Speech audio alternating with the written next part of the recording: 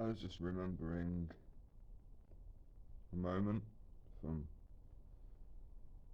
my life when I was really little, maybe one, two, I don't know, tiny. I was walking. We were going over to my nan's, which was just literally around the corner, and I was carrying a jigsaw, and it was a jigsaw of a pig wearing a sailor suit or something like that. And it was a windy day. I was holding this jigsaw, and the wind blew the lid off the box. It just scattered the pieces, some of the pieces. Just took them and just dispersed them around. And I feel like that was the first time in my life I felt utterly helpless.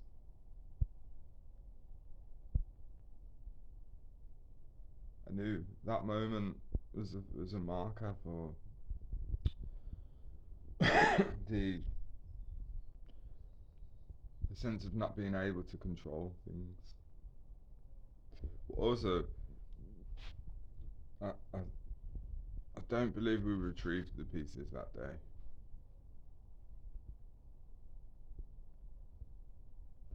But I've been doing a great job of collecting them since.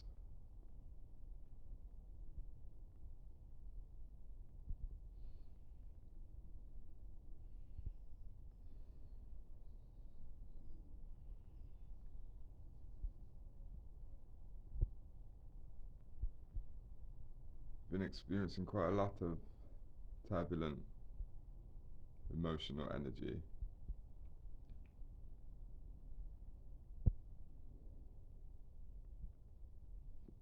I feel it building up in me, trying to form itself into a tantrum. To just throw the box on the floor with the rest of the pieces in and just go and say, no, I'm not doing today. That's it. I'm going back to bed. Over and over again.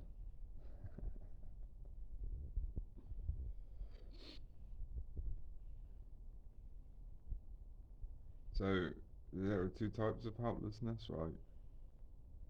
There's the actual state of being unable to affect any change within a situation, or there's learned helplessness, which is just an illusion, and it's just pure victimhood. We just, where we just adopt the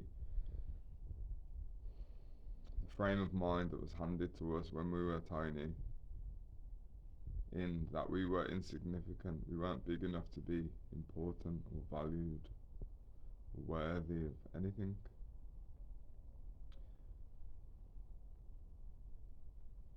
So we just roll over, and then life becomes one long succession of the same manifestation over and over again.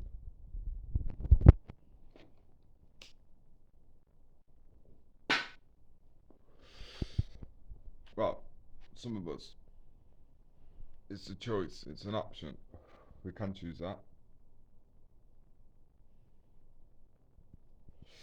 Or we take back our power by realizing that we don't need to know everything, we don't need to be able to affect change. Sometimes we just got to be patient and ride the storm out.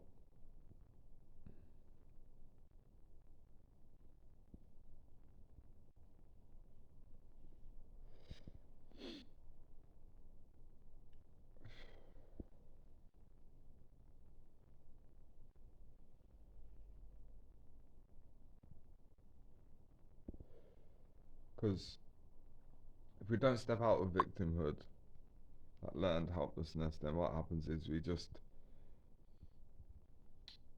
end up aging, shrinking, dying, becoming that actually helpless human again.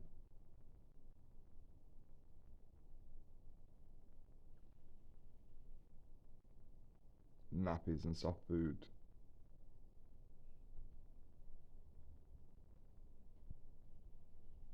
That's a consequence of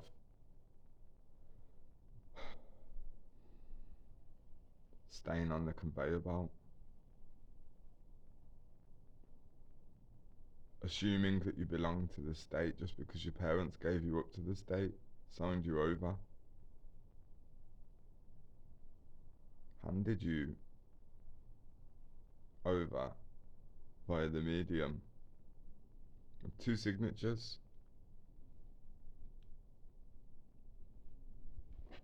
That's okay if you want to be taken care of all of your life by somebody.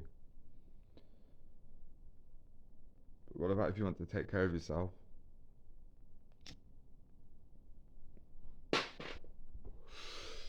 What about if you can trust yourself to not be governed?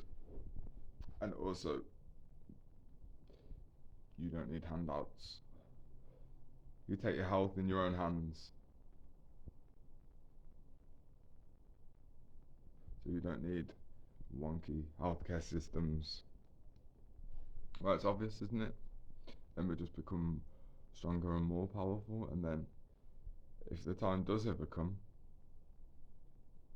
where we are to be taken care of, then the community that we have ended up in will wholeheartedly do that, because that's what community is for. And elders are respected in true, authentic communities.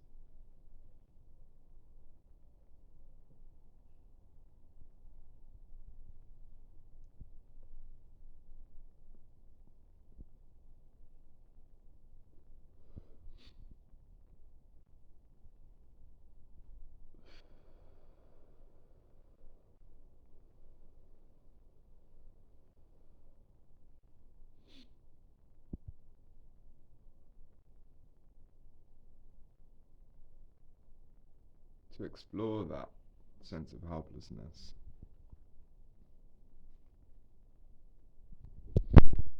is to arrive at God.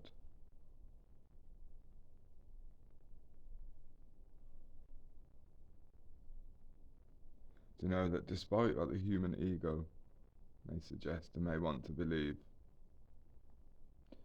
we are the seat of our own creation. But God works through us.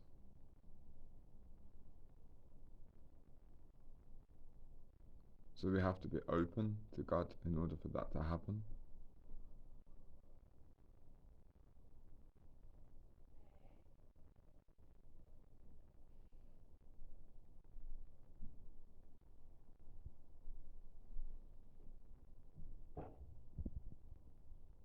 Duty calls.